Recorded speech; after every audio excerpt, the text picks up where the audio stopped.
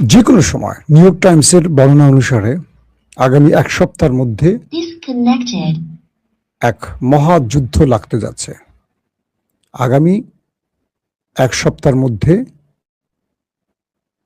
যে কোনো সময় আমেরিকা, ইসরায়েল এবং ইরানের মধ্যে একটা বড় যুদ্ধ দেখতে যাচ্ছে বিশ্ব।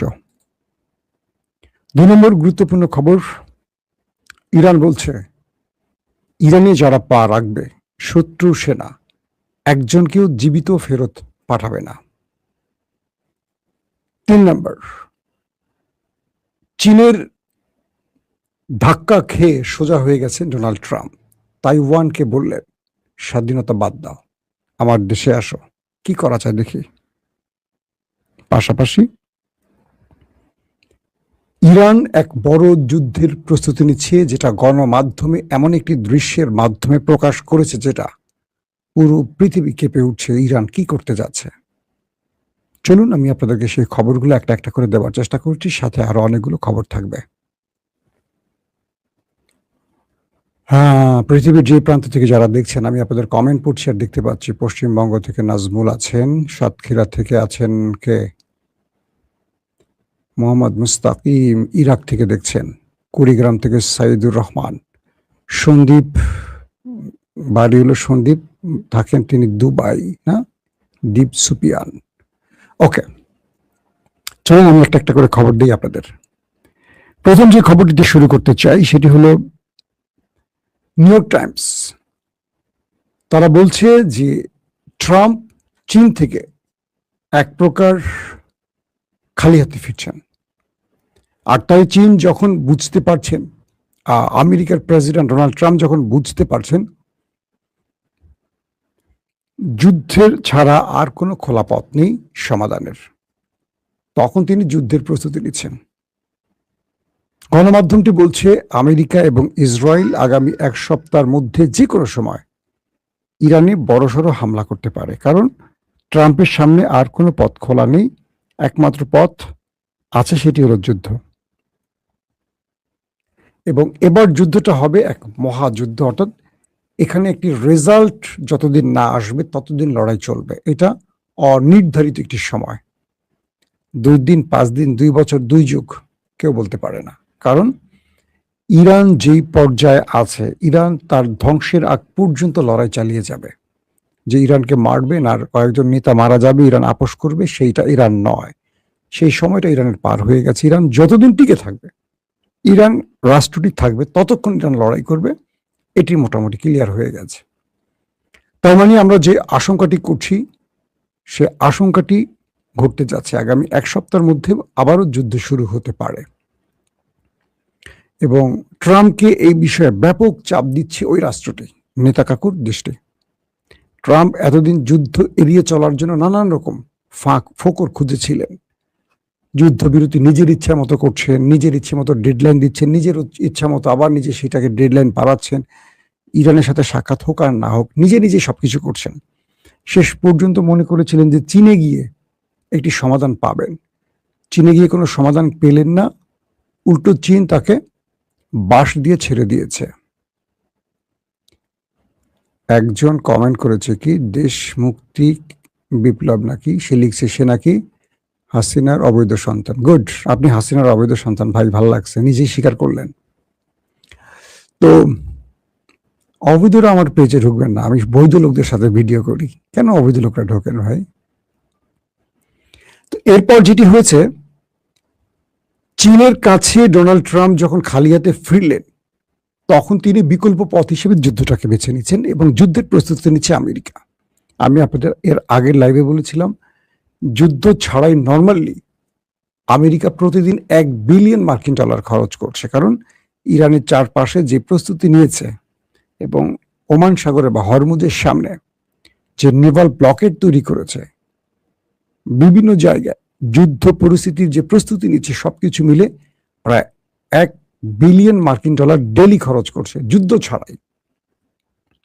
তো এই পরিস্থিতির মধ্যে ইরানের একজন সিনিয়র অফিসিয়াল অর্থাৎ সেনাবাহিনীর ঊর্ধ্বতন কর্মকর্তা একটি টেলিভিশনে ইন্টারভিউতে আসছেন হাতে একটি মূল্যবান রাইফেল নিয়ে আসছেন, আধুনিক রাইফেল। একটু অবাক না যে টেলিভিশনে একজন সেনা অফিসার আসছেন ইন্টারভিউ দিতে, তার হাতে আধুনিক রাইফেল কেন? তিনি উপস্থাপককে বললেন ইরানের প্রতিটি নাগরিককে যুদ্ধের প্রস্তুতি নিতে হবে। খুব শীঘ্রই ইরান তার শত্রুর বিরুদ্ধে বড় যুদ্ধে অবতীর্ণ হচ্ছে এবং প্রত্যেককে, ইরানের প্রতিটি নাগরিককে অস্ত্র হাতে নিতে হবে, নিজের দেশকে এবং নিজেকে রক্ষা করতে হবে।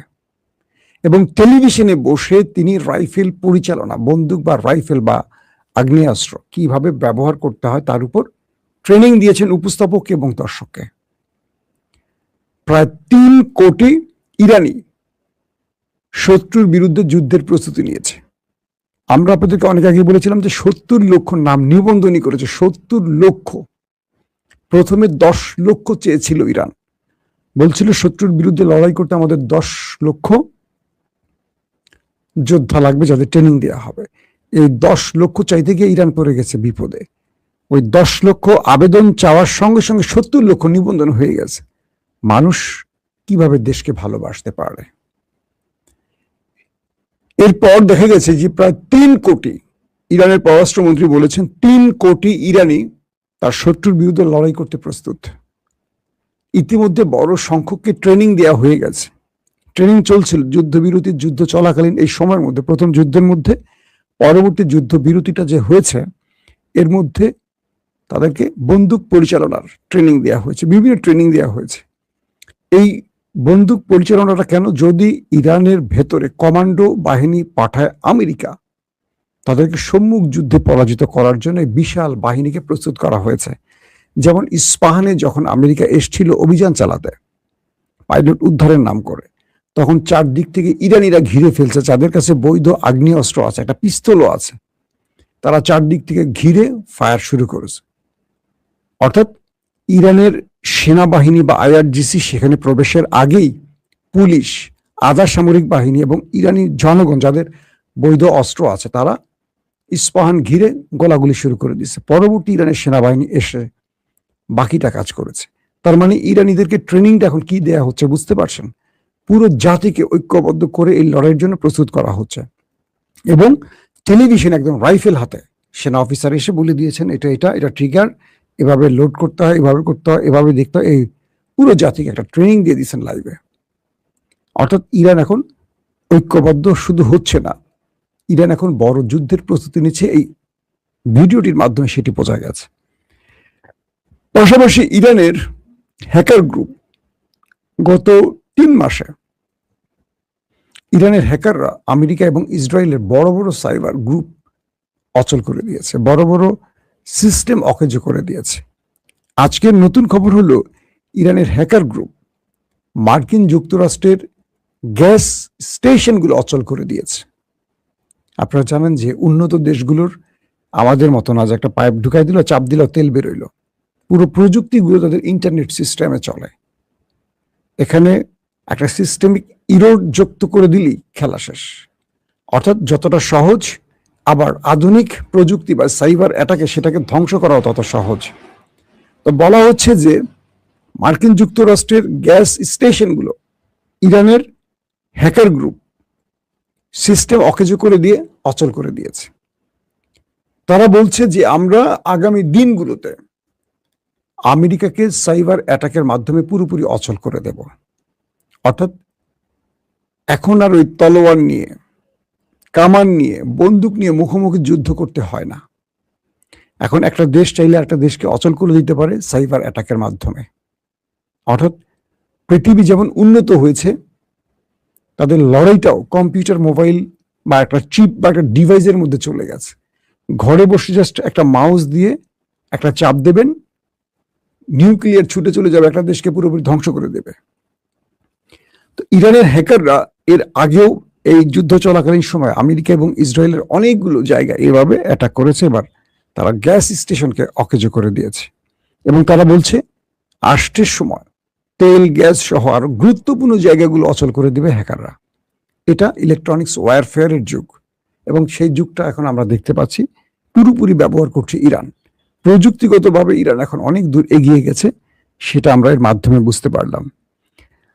তারপরে গুরুত্বপূর্ণ খবরটি হলো মিস্টার ট্রাম্প তিনি তাইওয়ান সফরের সময়, দুঃখিত, চীন সফরের সময় খুব হাস্যোজ্জ্বল মুখে গিয়েছিলেন, ফিরেছেন মুখটা কালো করে। যদিও তিনি ইরান ইস্যুতে কিছু চীনের ফর্মুলা বা চীন যে তার পক্ষে আছে এরকম পোস্ট করেছেন, কিন্তু বাস্তবিক অর্থে এটুকু বিশ্ব জেনে গেছে যে চীন আমেরিকার পক্ষে নেই, আমেরিকার বিপক্ষে আছে, বরং আমেরিকাকে ভালো ঘষা মাজা করেছে চীন। এবং এমনটিও বলেছে, যুদ্ধ আপনি শুরু করেছেন, আপনাকে শর্ত মেনে বন্ধ করতে হবে। আপনি কোন যুক্তিতে ইরানে আক্রমণ করেছিলেন বলেন? ইরানের কাছে নিউক্লিয়ার আছে, তাহলে প্রমাণ করুন। এতবার যে হামলা করলেন ইরানের উপর, সেই নিউক্লিয়ার কোথায় এখন? যদি হামলা সফল হয়ে থাকে তাহলে আবার ইউরেনিয়াম চাচ্ছেন কেন? কোনটা সত্য? আপনি বলছেন ইরানের ইউরেনিয়াম ধ্বংস করে দেওয়া হয়েছে, নিউক্লিয়ার প্ল্যান্ট ধ্বংস করা হয়েছে, তাহলে ইরানের কাছ থেকে এখন ইউরেনিয়াম চাচ্ছেন কেন? সব তো ধ্বংস, মাটির নিচে ধ্বংস হয়ে গেছে। আবার বলছেন ইরান কয়েকদিনের মধ্যেই পারমাণবিক বানাবে, তাহলে ইউরেনিয়াম ধ্বংসের দাবিটা কেন করলেন? তারা তো কয়েকদিনের মধ্যে বানাবে বলছে। যদি বানায় বলেন, এই কথা আপনারা গত 30 বছর ধরে বলছেন যে আর কয়েকদিনের মধ্যে ইরান নিউক্লিয়ার বানাবে। 30 বছরও কি কয়েকদিন শেষ হয়নি? তারপরে বলছে হরমুজ প্রণালীতে আপনি ব্লকেট দিচ্ছেন কেন? আপনি ব্লকেট দেওয়ায় তো ইরান আরো কঠোর হয়েছে। অর্থাৎ ট্রাম্পরে মোটামুটি নাকানি চুবানি খাইয়ে দিয়েছে শি জিনপিং। এবং বলছে যে আপনি তাইওয়ানকে স্বাধীন ঘোষণা করলে এক ইরানকে সামলাতে পারছেন, আপনি চীন ঢুকে পড়বে, তখন কি করবেন? আপনি এক ইরানকে সামলাতে গিয়ে আপনার দফা রফা শেষ। যদি আপনি তাইওয়ান নিয়ে বাড়াবাড়ি করেন, চীন তো আপনার বিরুদ্ধে মাঠে নামবে, তখন আপনি সেটা মোকাবেলা করবেন কি করে? ট্রাম্প তাইওয়ানের চিফ মেকার, তাকে বলছেন তুমি তাইওয়ান ছেড়ে আমেরিকা চলে আসো, তোমার কারখানি গাট্টিগুটা বেঁধে আমেরিকা চলে আসো, কারণ তাইওয়ান স্বাধীন করা খুব মুশকিল হবে। আজকের চীন আর আগের চীন এক নয়।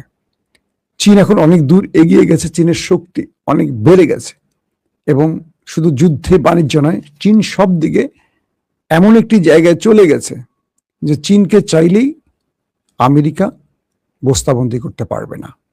তাইওয়ানকে বলছে তোমার সাথে তার 60 মাইল চীনের, আর আমার সাথে তোমার দূরত্ব 10,000 কিলোমিটার। তো আমি তোমার এখানে আসার আগেই চীন তোমাকে খেয়ে ফেলবে। অর্থাৎ তাইওয়ানের স্বপ্নটাকেও ধ্বংস করে দিলেন মিস্টার ট্রাম্প। আর কি করবেন? পাশাপাশি তিনি বলছেন আমি তো যুদ্ধবিরতি চাইনি, আমি পাকিস্তানকে ফেভার করেছি। পাকিস্তানকে ফেভার করেছেন? পাকিস্তানের শাহবাজ শরীফ যে টুইটগুলো করছে, টুইটগুলো কে লিখে দিয়েছে? Mister Trump. প্রতিটা টুইট লিখে দিয়েছিল ট্রাম্প। লিখে শাহবাজকে বলছেন পোস্ট করো। আবার যখন ইরান বেশি মাইট দিছে, তখন শাহবাজকে বলছে তুমি আমাকে একটু রিকোয়েস্ট করো যুদ্ধবিরতির জন্য, বলো যে প্রেসিডেন্ট ট্রাম্প আপনি যুদ্ধ বন্ধ করেন, তাহলে আমি তোমার আশ্বাসে যুদ্ধ বন্ধ করে দিব, না হলে ইরান আমার খেয়ে ফেলবে। মানে ইরান যখন আমেরিকাকে ভালো ধোলাই করে, তখন ট্রাম্প নিজেই শাহবাজ শরীফ, ওই বলদ আছে না পাকিস্তানের প্রধানমন্ত্রী, বলদটারে টেক্সট করে বা ফোন করে, এই শাহবাজ, আরে ইরান তো মাইরা আমাকে তক্ত বানায় ফেললো, তুমি আমাকে একটা ফোন করো, বা তুমি আমাকে একটা মেসেজ দাও, বা তুমি একটা টুইট করো যে তুমি আমাকে বলো যে এটা যুদ্ধ বন্ধের জন্য, আমি তোমার কথা সঙ্গে সঙ্গে সে যুদ্ধ বন্ধ করে দেবো। তো শাহবাজ শরীফ এটা পোস্ট করে টুইটারে। তখন ট্রাম্প বলে আমার বন্ধু রাষ্ট্র পাকিস্তান আমাকে বলেছে যুদ্ধ বন্ধ করতে, তাই আমি যুদ্ধ বন্ধ করলাম, বা সিজফায়ার বা যুদ্ধবিরতি ঘটালাম। বুঝছেন তো? এখন বলছে পাকিস্তানকে সে ফেভার করেছে। পাকিস্তানের উত্তরে কি বলবে? কারণ পাকিস্তান তো বাংলাদেশের মতো নত যেন পররাষ্ট্রনীতির দেশ। আমাদের মায়ানমারকে দেখলে আমাদের হাঁটু কাঁপাকাঁপি করে, তা আমরা আমেরিকার সামনে কি বলবো? দর্শক, পাশাপাশি আরো কিছু খবর আছে যে ধরেন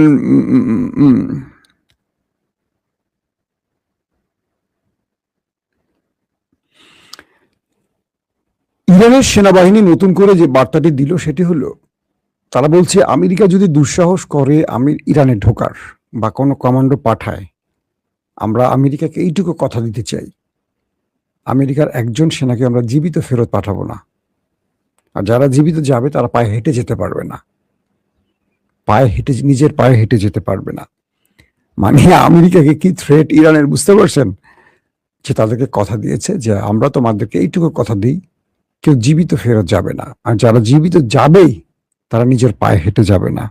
তো এই পরিস্থিতির মধ্যে সবকিছু মিলে আমেরিকার পাশে কাউকে দেখা যাচ্ছে না। আর আমেরিকা এইটুকু বুঝতে পেরেছে এই লড়াইতে তার পাশে কেউ নেই। কেউ নেই কেন? ইউরোপ বুঝে গেছে এই লড়াইতে ইরানের বিরুদ্ধে দাঁড়ালে আগামীতে তাদের অন্ধকার জীবন আছে। কারণ ইরান আফগানিস্তান এক নয়, ভিয়েতনামে যাদের পরাজয় হয়েছে, সিরিয়াতে যাদের পরাজয় হয়েছে, আফগানে যাদের পরাজয় হয়েছে, তারা ইরানের সাথে লড়াই করবে? ইরান সেই জাতি, ইরাককে যখন আমেরিকা ফুল সাপোর্ট দিয়েছে 8 বছর টানা যুদ্ধ করেও হাল ছাড়েনি ইরান। 8 বছর যুদ্ধ চলেছে।